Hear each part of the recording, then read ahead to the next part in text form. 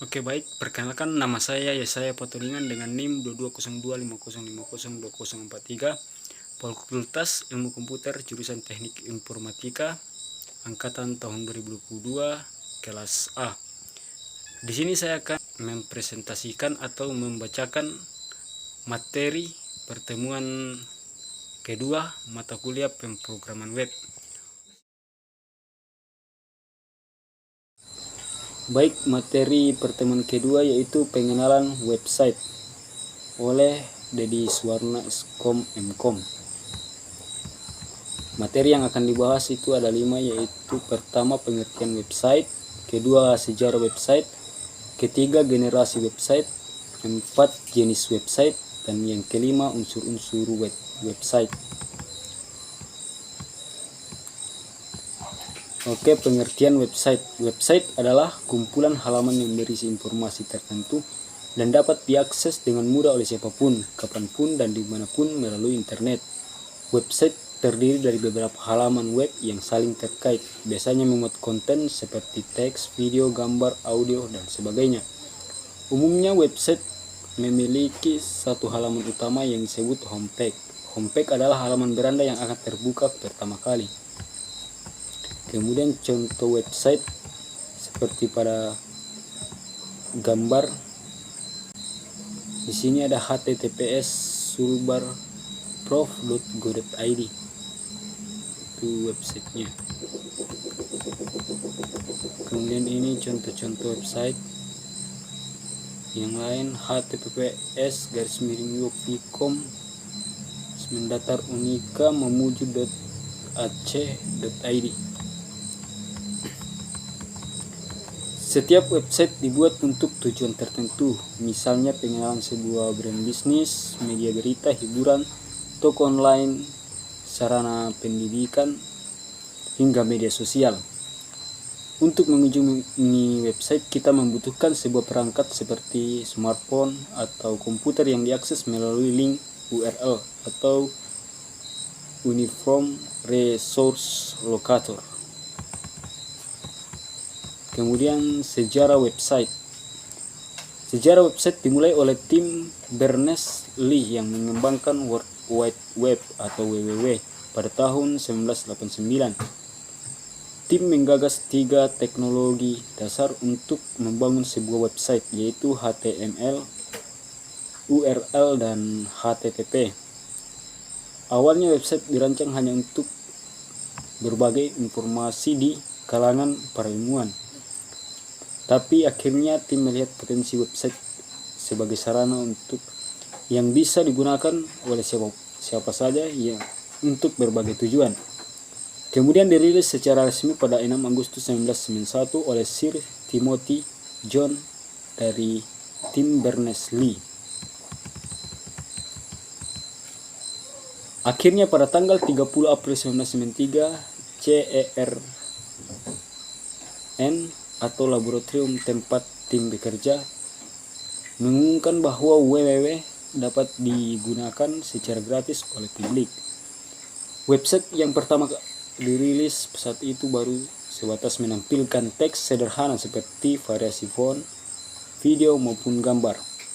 Bahkan website ini sampai sekarang masih bisa mengaksesnya melalui URL http://info.kern.ch/www-theproject.html. Kemudian ini tampilan website pertama kali, World Wide Web atau WWW. Bisa kita baca. Kemudian ini gambar-gambar generasi web. Web 1.0, 1.2.0, 3.0, 2.0, 4.0. Kemudian ini web 1.0.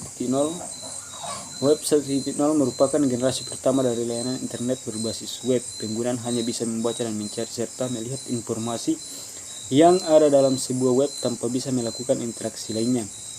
Bisa dikatakan pada saat ini tipe web 1.0 hanya menggunakan komunikasi satu arah, sehingga pada saat itu web tipe ini seolah-olah berperan sebagai papan pengumuman yang dihadirkan secara digital. Kemudian web 2.0 merupakan generasi lanjutan dari web 1.0 yang dikenal dengan istilah web sosial. Web 2.0 mengacu pada situs web yang menekan konten yang dibuat untuk kemudahan penggunaan. Pertama kali diciptakan oleh Dersi Dinucci pada tahun 1999. Web 2.0 memungkinkan pengguna untuk berinteraksi dan berkolaborasi satu sama lain melalui dialog media sosial dalam komunikasi virtual. Kemudian web 3.0 pertama kali diperkenalkan pada tahun 2001 ketika tim penulis sebuah artikel ilmiah yang menggambarkan web 3.0 sebagai sebuah sarana bagi mesin untuk membaca banyak data dan halaman-halaman web. Web 3.0 menawarkan metode yang efisien dalam membantu komputer mengorganisasi dan menarik kesimpulan dari data online. Web 3.0 juga memungkinkan fitur web menjadi sebuah sarana penyimpanan data dengan kapasitas yang besar. Web 4.0 sebuah teknologi di mana aplikasi dapat merekam rutinitas yang kita lakukan secara online. Web 4.0 dapat dipahami sebagai perkembangan teknologi website yang mengarah pada otomatis dan pertukaran data dengan cepat, melakukan komputasi kognitif, upaya untuk membuat komputer meniru cara kerja otak manusia seperti AI. Jenis website. Situs web biasanya ditempatkan pada sebuah server yang dapat diakses melalui internet. Sebuah situs web pada umumnya dapat diakses oleh semua orang yang terhubung pada jaringan internet. Secara garis besar website dikelompokkan menjadi dua jenis, yaitu website dinamis dan website statis. Website statis adalah halaman yang berisi serangkaian file HTML. Kode HTML itulah yang membangun halaman web statis. Setiap halaman juga memiliki file HTML yang terpisah. Website tersebut dikatakan statis karena kurang fleksibel untuk dilakukan perubahan, karena jika ingin diubah harus merubahnya secara skrip halaman HTML melalui skrip halaman HTML. Keunggulan website statis: tidak harus memiliki keahlian pemrograman dalam membangun web statis. Program pembuatan yang relatif cepat, proses indeks cepat karena hanya terdiri dari file HTML dan CSS saja. Maintenance mudah, lebih hemat biaya dari biaya produksi hingga operasional.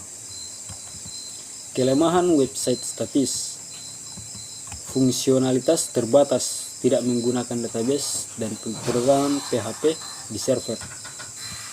Contoh website statis seperti pada gambar. Oke, bisa kita lihat seperti pada gambar. Website dinamis. Website dinamis merupakan website yang kontennya biasanya bersifat dinamis atau bisa berubah-ubah setiap harinya. Pada website ini biasanya sudah ditanamkan program dengan menggunakan bahasa pemrogram tertentu agar website bisa berinteraksi dengan pengunjung. Seperti adanya kolom tanya jawab pada website, adanya form untuk registrasi, adanya fitur untuk chat langsung atau live chat, dan fitur-fitur lainnya. Keunggulan website dinamis: memungkinkan pengguna untuk selalu memperbarui baik itu konten ataupun informasi lain. Dapat menggunakan CMS atau Content Management System, sehingga akan lebih mudah karena dibantu tools dari CMS untuk membuat website. Pengunjung dapat berinteraksi langsung dengan web tersebut. Kekurangan website dinamis: membutuhkan biaya dan waktu yang cukup banyak pada awal pembuatan, membutuhkan hosting yang cukup besar untuk membantu penyimpanan file web, karena menggunakan berbagai teknologi plugin dan isi konten yang semakin banyak menyebabkan pemuatan atau kecepatan website melambat. Kemudian contoh website dinamis. Adapun contoh website dinamis ini yaitu website media sosial, website toko online, website berita, website organisasi, dan lain-lain.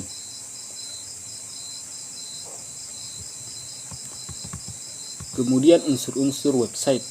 Yang pertama itu domain. Nama domain atau URL merupakan alamat khusus yang kita gunakan untuk mengakses website. Biasanya diakhiri ekstensi seperti .com, .net, .org, dan seterusnya. Yang kedua itu hosting. Hosting adalah ruang penyimpanan yang menyimpan file dan data website kita secara online agar bisa diakses melalui internet. Yang ketiga, platform. Tool yang kita gunakan untuk membuat website biasanya dengan coding HTML, PHP, database atau CMS seperti WordPress, Joomla. Unsur-unsur website. Yang berikut adalah konten, merupakan isi dari website itu sendiri, biasa berupa tulisan, gambar, atau video untuk menampilkan informasi. Kemudian kelima, tampilan. Jika tampilan desain website menarik, pengunjung pun akan betah berlama-lama di website Anda. SEO, Search Engine Optimization atau SEO adalah langkah optimasi yang membuat website muncul di hasil pencarian Google sehingga mendapat banyak traffic. Client side dan server side web programming. Client side web programming merupakan salah satu jenis bahasa pemrograman web yang proses pengolahannya dilakukan di sisi klien. Proses penerjemahan atau pengolahannya dilakukan oleh web browser sebagai kliennya. Contoh dari client side scripting ini antara lain HTML, XHTML, CSS, JavaScript, XML atau jQuery. Kemudian client side dan server web programming. Server side web programming. Server side scripting merupakan bahasa pemrograman web yang pengolahannya dilakukan dalam server. Maksudnya ialah web server yang sudah telah terintegrasi oleh web agent. Contoh dari server side scripting ialah Active Server Pages atau ASP, PHP atau Hypertext Preprocessor. Kemudian Java Server Pages, JSP. Kemudian ini web browsing scripting, web server scripting. Browser scripting itu terbang menjadi HTML, CSS, JavaScript. Server scripting terbagi menjadi PHP, SQL.